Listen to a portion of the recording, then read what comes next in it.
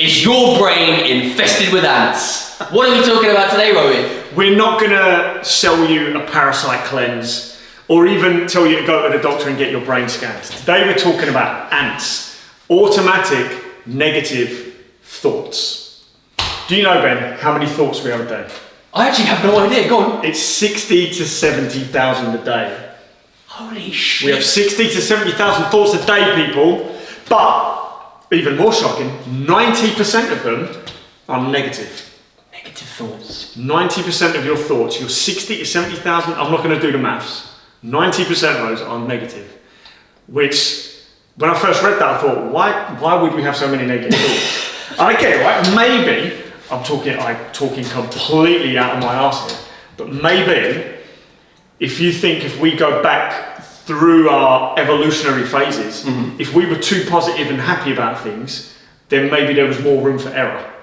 And if we were more negative about things, don't go near that cliff edge, don't climb that tree, don't pet the lion. Yeah. Those are negative thoughts. Yeah. Maybe that's what got us this far. I don't know, I'm talking out my arse there completely. Kind of like a protective barrier in the way that you think, and so you don't behave irrationally or out of control, right? Maybe. If anyone watching this does actually know the reason why 90% of our thoughts are negative, from an evolutionary perspective, then of course, please comment and let us know. We want to know. But from a societal perspective, it's pretty obvious why we have so many negative thoughts.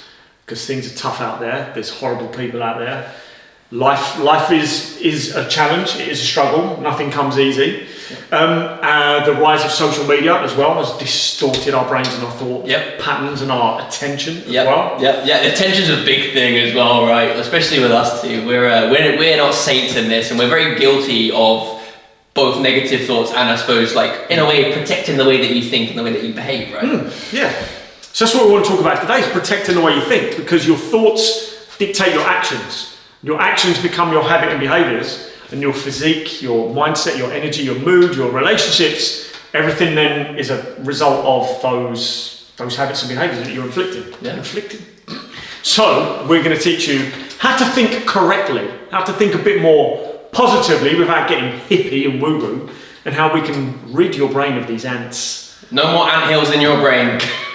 But the idea of having like a positive echo chamber, and the idea of feeling that you're not as shit or as crappy as you are, like that is one of the biggest epiphanies I think you get when you actually start training and when you start going on this like journey. I hate to use the word journey, but I think it's probably the most fitting word, right? Like you are going on a transitional phase of where you are now to where you actually could be, and one of the things that hold you back is kind of like a weighted sled, like as you're running, right? These negative thoughts become more and more heavy, and the ability to actually pursue that goal is, it becomes, I suppose, less important to you, or maybe like I think we'd be the first to admit that the gym can help you handle certain things in life. There is carryover to life. But it's not the be all and end all.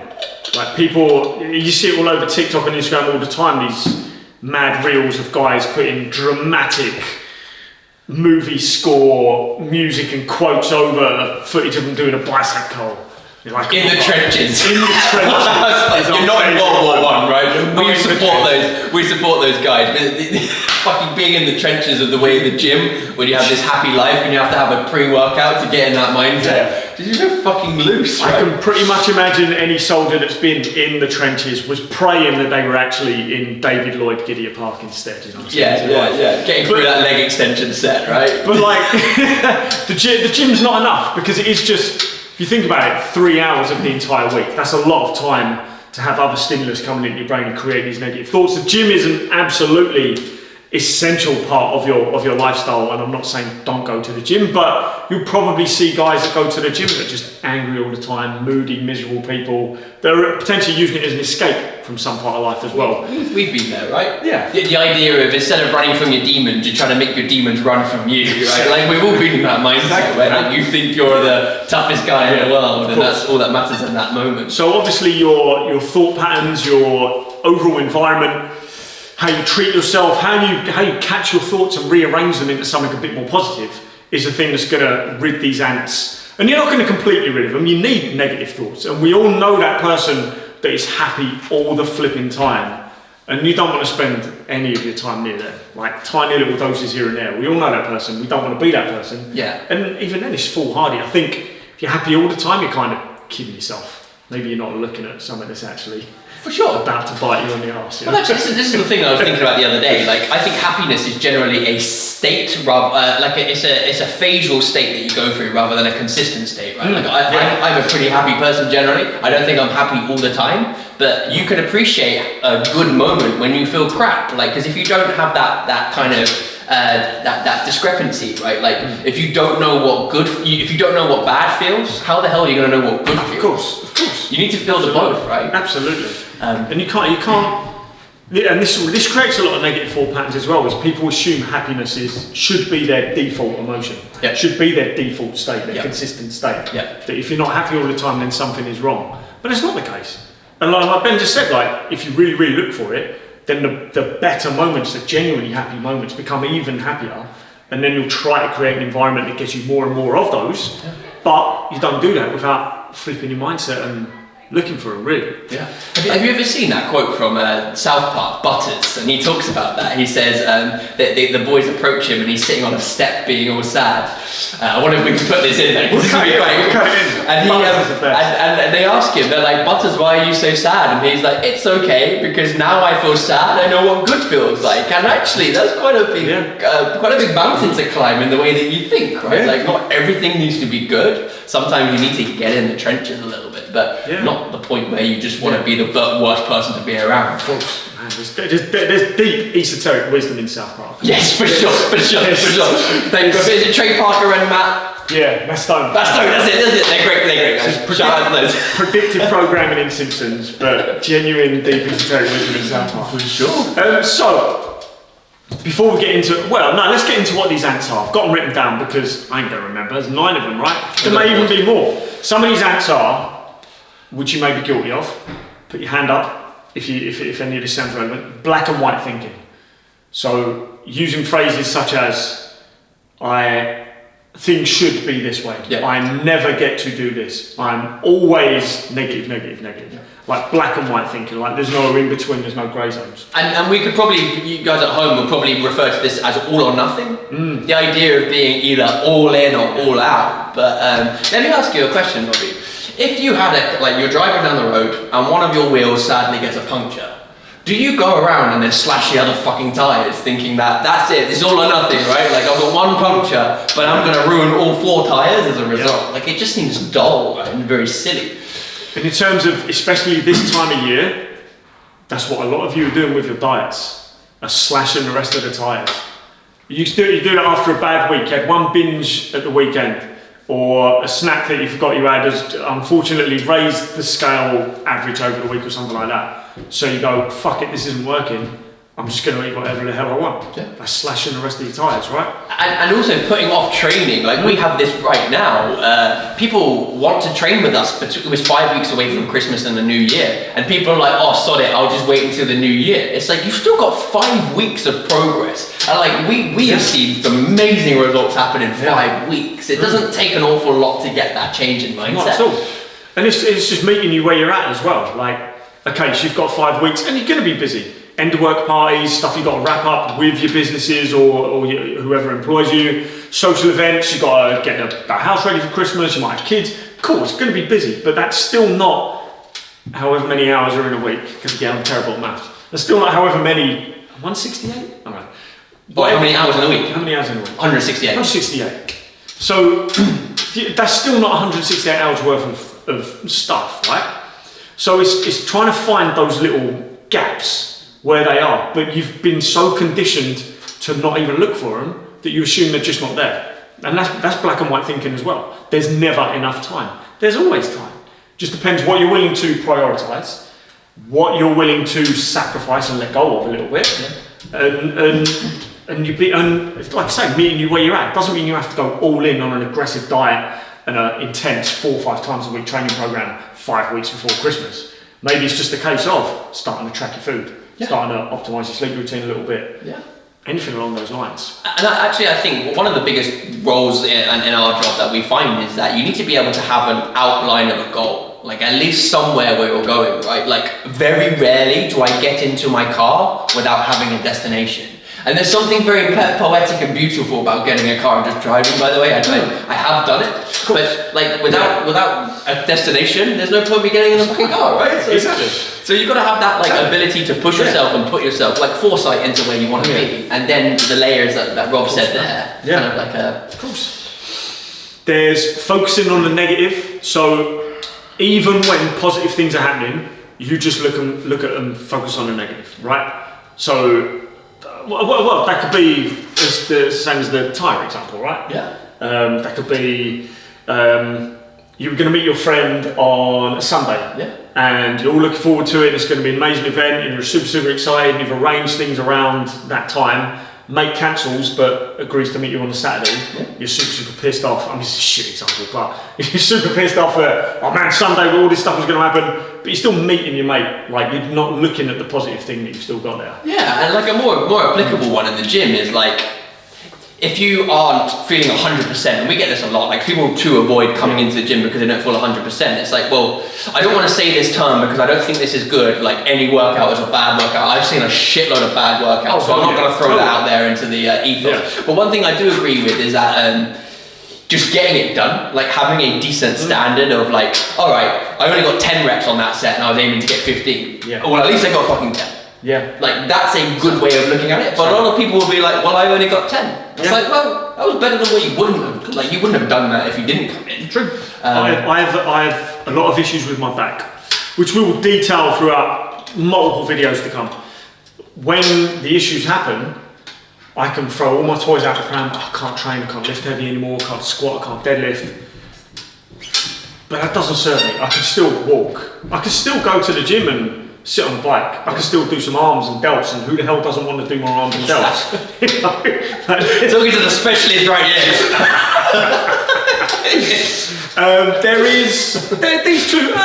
No, these two are kind of slightly relevant still as well. There's fortune telling, trying to predict the future, and mind reading, trying to guess what other people are thinking.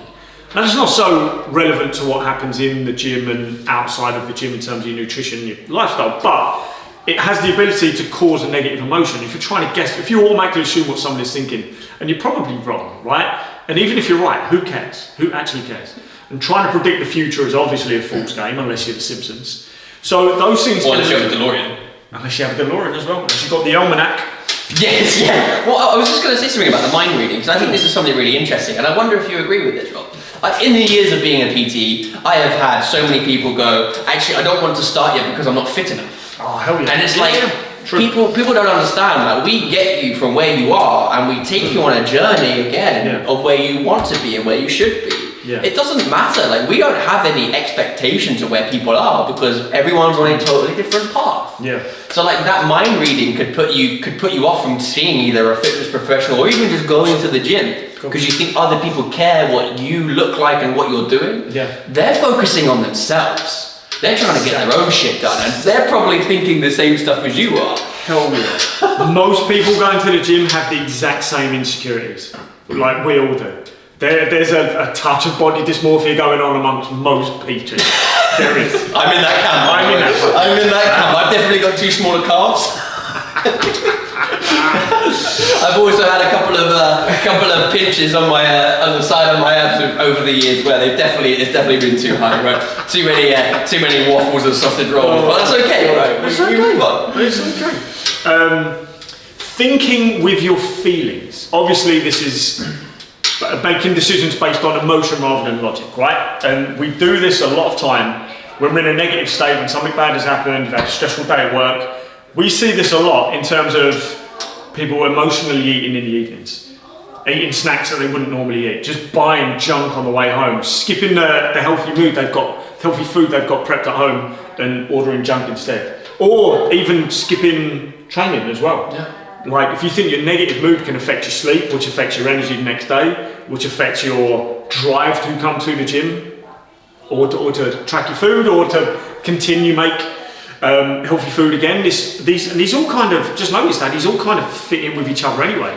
You have that emotional response, you're likely to slash your free tires again. Absolutely. You know? Have you heard of the saying, you manifest what you think? Yeah. This is where we're going with it, right? It does sound very woo-woo, but the idea is if you have this little echo chamber that's constantly circling either negative thoughts or like inability, right? Like you haven't even done it yet. You haven't even tried. Like, get in your car and find a destination. Don't just wait there and ask Siri for a destination. That's what you should do. Just avoid Krispy Kremes.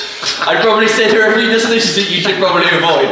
Come to the gym. Come to Performance House. That's a great location to go and drive to. Just imagine until we have AI sat-navs where you can go, get me to my work, but I'm trying to diet hard this week, so do not let the car go near any Krispy Kremes, Greggs. Do not go through my usual Starbucks drive-through. No, exactly. Order a muffin. Avoid that petrol station that sells really good sausage rolls. AI sat-navs, that's what we need. And park the car 500 metres away from work so I can get more steps in. Extra steps. This would be incredible. It's incredible. And maybe I need to invent the AI sat-nav. But I'm terrible at tech, so I won't. Sam Altman from the CEO of OpenAI, I hope you're listening to here. We've got gold. We've got ideas for AI. Come talk to us. And then there's things like these kind of like taking things personally. Like we all do that anyway, and it just creates an emotional response, which can then lead to an emotional state, which leads to a habit, behaviour, decision, poor decision more often than not, because you're making the decision in a negative state. Using the word should, again, that's kind of forcing the way things should be. And we do this a lot with other people. I think a lot of people, and I'm as guilty of this as anyone else, we experience a lot of emotional states based on other people's behaviours because we're mismanaging expectations. We're expecting them to live and act by our standards and behaviours when they're never going to. And they are expecting us to live by them, and we're never going to live by their standards as well. So when you just kind of accept, as my coach Paul Mort says, everyone's doing the best they can with the tools that they've got. But I like to add to that and think, well, everyone can upgrade their fucking tool chest and act a little bit better. But you're not aware of the tools you've got until you start going down this path of growth, personal development, and stuff like that. And actually, I just want to add on to that. I think like limiting beliefs in the way that the words and the kind of keywords that you use. So like one of the favorite ones is try. And Yoda has a great quote for this. There is no such thing as try. You either do or you do not, right? And failure is always an option, but if you fail to take that shot, then you fail to also miss an opportunity to grow, right? Which is kind of half of it, right? So and that kind of goes into all of these opportunities where like if you're limiting the way that you behave and like, you know, you're closing a door to actually take an opportunity to upgrade your toolbox, like you said, like you're missing so much, you're leaving so much on the cards, which I think is it's like scrambling kind of mentality, right? Definitely. I think like, I forgot what I was going to say there. I had a really good point. You know, you have a really good point. I'm sorry. And you're like, I'm holding on. And it goes, oh well, never mind. Can't have been that important. If it comes back, I'll let you know. So you might think, right, okay, all these negative thoughts, why do they actually matter? Like, it's just thinking, right? It's just air. It's just ether. But thoughts actually have energy. But it takes calories it takes fuel to create thoughts. It's not just it's not like looking at code on a computer. It's not like it's not a physical thing. It actually is a physical thing. Creates a physical reaction in your body. Some of the things it can do to your brain is it can deplete your feel-good hormones and neurotransmitters, your serotonin and your dopamine. It can deplete something called let me get this right, BDNF, brain deprived neurotropic factor. I'm going to double check that. Woo! And you didn't say BDSM. It can affect your penchant for BDSM, alright? We're not judging. Whatever floats your boat. We've got chains and things in the back of the gym. We do. Whatever you do with them, is what you do. Yeah. I swear it's brain-derived neurotropic factor. That is correct. Yeah. So this is a protein that creates new cells in your brain. So you're stopping your brain creating new cells.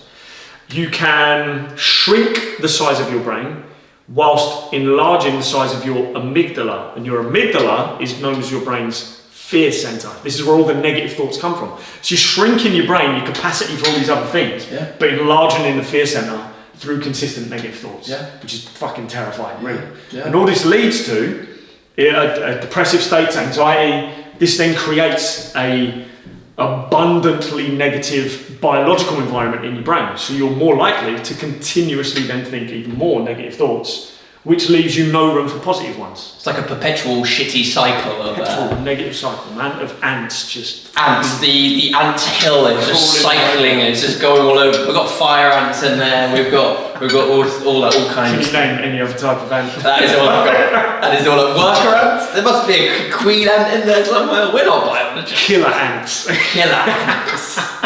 An ant. Well, that's what ants are. They're going to be killing your ability to think and be productive and getting shit done, right? We've got results, whatever that is and how much it yields. It's really important that we stop this ant cycle. Alien Ant Farm. Thank God Alien Ant Farm stopped. There were 2 good songs and one wasn't there. That was it. Yeah. So how do we actually, what's the actionable steps? How do we actually rid your brain of these ants? And it's rewiring your thoughts, which lead to your emotions, which create your habits, your behaviours, and therefore your overall environment, right? So how do we actually do that? What's the actionable steps? The first one is to actually catch yourself thinking. And this takes practice, and it takes a lot of practice. And you're not going to get this straight off. And even years down the line of me trying this stuff, I still suffer quite badly with it. We all do. And especially if you, let's say you handle it in one particular way and suddenly a new environment comes at you, you might experience the same thing again. So the first thing is catch yourself. Where do you notice where you're at your most negative, angry, upset, depressed? And notice what you do at that moment in time. Some people it's emotional eating. Yeah. I wouldn't say I'm an emotional eater, but this is a level of emotional eating that when I'm stressed and angry, sweet tooth goes off like a mofo. Like a mofo. Yeah, I'm very similar actually. Some people, when they're super tired, same thing. Obviously, there's other reasons for reaching for sweet stuff when you're tired and overeating when you're tired. Some people act out with sedation, booze, drugs. Yeah, exactly. Some people go for porn. It's anything to cover self-harm. There's self-harm, like it goes deep, right? It goes so much deeper. Super deep. So it's catching yourself with that negative emotion, with that negative thought, the trigger, and then taking note of how you act in that trigger. Yeah. And if this is something Paul's taught me, but there's a fantastic coach by the name of Byron Katie. And if you do YouTuber stuff, just be prepared you're going to spend all day watching her videos because she does this stuff live for people and it's incredible. And she gets them to ask 4 questions. So based around any event, action, thought, emotion, whatever the hell's going on. So let's say something happened to you. The first, should we do some real time? All right. Come up with something without being too dark. Come up with something negative that's happened to you. Oh God! But small. Well, actually, this is really interesting. I've actually got a few injuries myself, so I haven't really been doing much training, especially with my upper body. And I had this. I was pressing significantly less weight on a chest press than I do, and I was thinking to myself, like, what a weak little B word. But you know, like that was my instant reaction. But what I could have said was, I would have not trained had I not done this, right? So I wouldn't have had any positive response. So I should be accepting of the fact that the weight that I can do, which is very true to the situation, is all the best I've got. And that's what it comes down to. What is actually true? So it's figuring out, it's kind of ripping off this weird, social media's created it, or added to it especially, this weird filter that we've got of everything going on in here is true. And we're not actually looking at what is actually the case. So if you've injured yourself, first thing you might say, well, I can't train then. But the first question you would ask yourself is that true? Yes. And whilst you're in an emotional state, you're going to go, yes, that is true. I can't train. I've injured my shoulder. But then you ask yourself the same question again. But is it true? Yeah. And you take a second. Well, no, I've injured my shoulder. Doesn't mean that I can't be active in any other way. Yeah. Doesn't mean that I can't train legs within reason. And as Benny taught me, which blew my mind, the unilateral training of the injury, working the other side can help rehabilitate. Cross education, yeah. Phenomenal, right? Phenomenal. So you can still train. So all your emotions, your negative emotions around this event that's happened where you can't train, but you can actually train. And I'm not Byron Katie, I'm not going to steal her work and tell you exactly what to do, but certainly have a look, right? That's just one method of rewiring your thoughts around certain events. And it's kind of like, we've all seen the film where you've got like the devil and the angel on the shoulders, right? Like, I think a lot of us will default to the devil because they're going to make you feel better in a sense, right? Like, I couldn't do that way, and it's like, yeah, you couldn't do that way, but the angel is thinking like, no, like, pull your shit together and get this done. Like, you can do this. Like, you just got to have a little bit of belief, right? I think like your support network is important as well. Are you constantly hanging around negative people that you can't really express? Energy vampires, crabs, ants and crabs. That's all we're dealing with now. Not the itchy kind. No, crabs. Maybe you are, and that's a negative emotion in itself. And that's also okay. Yes, we should definitely get it sorted, but that's okay. We're not judging. Maybe a little bit. Just a little bit. You're going to be itching all day now with ants and crabs. Like they say you're the average of the five. Like the 5 people you hang around the most, you're going to be the 6. If you're hanging around 5 millionaires, you're likely to be the 6, which is a bit too wishy-washy. If you're hanging around 5 negative drunks, you're going to be the 6 negative drunk, which are probably a little bit more accurate in that respect. Kind of make your vibe match your tribe. Exactly. So, look at who you're hanging around. Are those people creating a constant negative environment? Is it time to level up and move into a new friendship group? It doesn't mean you get rid of your mates at all, but maybe you limit the actions that you have with them. If you want to quit boozing or whatever it is, and every time you go out for a night with these friends, the peer pressure caves in, and your mates go, "Oh, you're not drinking, you go," or whatever, stupid, nonsensical behaviour, and you end up giving in to that peer pressure and drinking, and then you feel worse about it. Don't worry about your mates; they don't care that you started. They literally don't care. So you want to find the people that are a bit more aligned with your goals. That can be your personal trainers at the gym. That can be an online group. That can be, we have one of those as well. That can just be like a therapist, right? Your family, everyone in your support network. So many. That's not going to bring you down. Yeah, exactly. And I think where everyone is kind of struggling with this stuff, more people are looking for the opportunity to connect with like-minded people anyway. They just don't know where to start to find them. Well, I saw Chris Williamson Sunday night, Chris Williamson's live tour. One of the questions at the end, the young guy stood up and said, I'm a 23-year-old rugby player, I'm looking to quit booze, I'm looking to work on my personal development, my self-growth, etc. And he was like, but I don't know where to start because all his mates are 24-year-old boozing rugby boys. Yeah. And Chris Williams said, he pointed around the room, he went, these are your people. Yeah. Because everyone's there for the same reason, and that circle he's kind of involved with. And I actually quite like the way that Chris Williamson addresses this, because he talks about his own kind of self-development. And there will be a period of time where you may be quite lonely because there's a transition period of the people that you used to hang around with and the people that you find.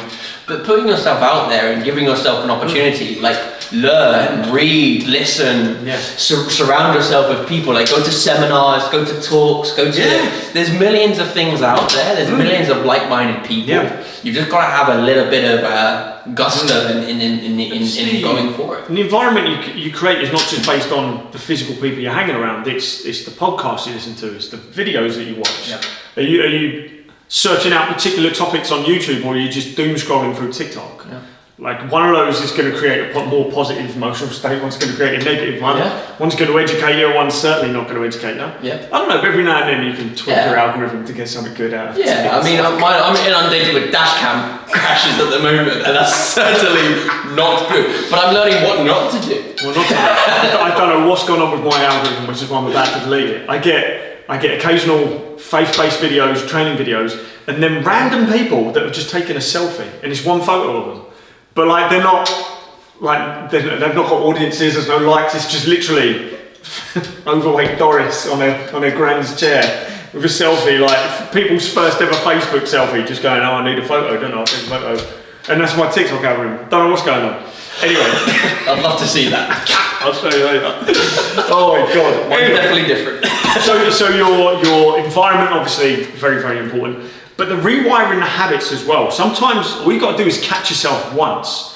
We had the experience of when we were both super, super tired in our previous job, stressed, burnt out a little bit as well. It wasn't that hard to walk down to the M&S bakery and grab a muffin or two. Or cookies. We took a few occasional cookies. You know? And that wasn't a smart choice because we needed to stay in shape. Sometimes we even did this when dieting for a shoot, right? So not the best idea if you're trying to get lean for a photo shoot to be eating M&S chocolate muffins, which is still, M&S is still the best bakery. Top tier. By far, man. It's top tier. Gales is close, but. Yeah. So we just had to catch the habit. Well, recognise what was causing that habit, with stress, burnout, anger, etc.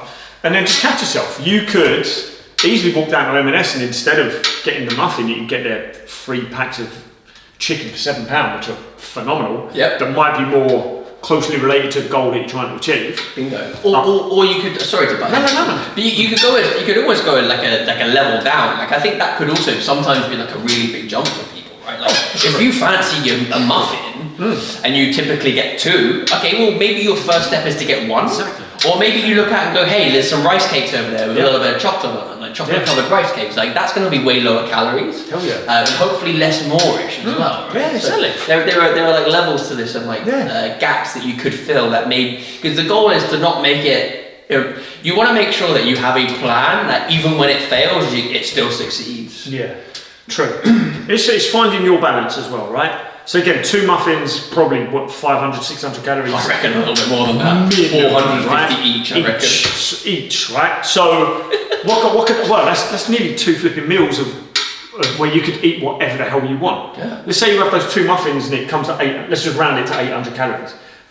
Oh my God, that's breakfast, and I could have massive amounts of pasta with my dinner. For sure. I could squeeze a tub of Halo Top in there, and not that I'd eat Halo Top anymore. You could do better than Halo Top. You could honestly make your own homemade burgers and chips in 800 calories, and I may set a task of doing that one day. So so if that muffin or 2 is causing you regret and causing you pain and not assisting you in your goals, but you're also trying to be too strict in other areas and you'd kill for burger and chips, well suddenly, look what we can actually do. You cut that muffin out, look what you can make at home. And it's going to be amazing, it's going to taste incredible, it's going to fit your goals, calories, macros, whatever you're doing at the time. Exactly. And sorry, I was just going to say, but think of the long side of that as well, like the accomplishment and achievement you've had of both going through the process of making your own meal, but then also like, it's going to taste great. Like, I can't necessarily lie here and say that it's going to taste better than a muffin, but the satisfaction and the long game that you're playing will definitely appease the mind a little bit more. Yeah, exactly. And then in terms of physical activity as well, it's choosing your reward, right? So I'm not saying you should always focus on reward-based behaviour, because that can backfire depending on your, I don't want to say lack of integrity, that's the wrong word, but depending on how much of a loose cannon you may be. So let's say you hit your 10,000 steps every single day for 7 days, and you're awesome, well done, I'm going to reward myself. Cool, I agree, but again, you don't want to suddenly go get those 2 muffins and negate all the calories you may have burnt off from doing that walking. Yeah. But it is a case of, when you give yourself positive rewards, you're then going to rewire that dopamine circuit to look for more positive rewards from positive behaviours. And that's how we start moving away from the negative ones. And you're actually changing your brain chemistry whilst doing this. The environment, the negative environment you've created in your brain chooses negative decisions based on the negative state it's constantly in. We get more positivity in there, more positive actions in there that create more of those feel-good neurotransmitters that don't cause actual damage to your brain, then we're more likely to want to do more of those because we're starting to feel what real dopamine feels like. Again, not cheap plastic junk food, TikTok, porn, dopamine, that makes sense. Completely agree. I think there's a lot to be said about that, and I think you also in that transition, you're also like, what do I value that I'm going to get out of, right? Like what's the benefit? Because sometimes that's what it comes down to. Is everyone would love a chocolate muffin or whatever your vice is, but there comes to a point where does this actually benefit me? So catching yourself in that cycle of, I want a muffin, I don't need to go and get a muffin, I can go and get something slightly lower calories that may give me something similar. Perfect. Win. Yeah. That's how you're doing it. That's it. And if you can catch yourself, you can ask yourself a question. And you can ask that, like Spencer said, does this serve me? Is this aligned with my goals, my values? Does this serve me at this moment in time making this decision, or is it better if I make this decision? And sometimes it's then just a case of finding the friction, something we can put in the way. If you're constantly going to the M&S bakery on the walk to the train station, maybe a slightly different route to walk to the train station automatically stops you going in the M&S bakery. Yeah. Just out of sight, out of mind sort of thing. And there might be a different reason for doing that as well. Like, I remember we did that once, and we were walking through Berkeley Square. So we actually got some nature involved, and both of us value nature, and that was a better transaction to actually get. But it made you then 5 extra minutes. You're different. You're inundated with different sun senses. You kind of question yourself, and you see more people on that route. I mean, this is a very specific task, but there's going to be loads, right? Like, if you're in a gym, if you're training at a gym and you don't like the people around you, like, find a different gym. Now you've given yourself a reason to go to the gym again, because you're not hating the fact that you don't like where you are, right? And it can be as simple as, instead of scrolling through Instagram and TikTok and Twitter, getting mad at how everyone else is living their life, it's turning your phone off and reading a book instead. Yeah. It could be anything, right? Yeah, exactly. Your brain will then recognize, like, it's pretty powerful, right? It's then going to do the work for you. It's going to go, this was good, here's some dopamine, you feel amazing, and it's going to want you to do that again and again and again. It's like your own little internal algorithm. Here's something we suggest for you. Like, maybe you want that, right? Exactly. You know? I'm not going to say that I'm going to go for raw runs, right? Like, but there's some element into like taking the extra step and like putting yourself out there, because that's another thing, right? Like, you're actually putting yourself out there to benefit yourself. Yeah. And that selfish little moment that you have is just a very split second of selfishness. It's the little devil on your shoulder. Yeah. Let's go for the angel.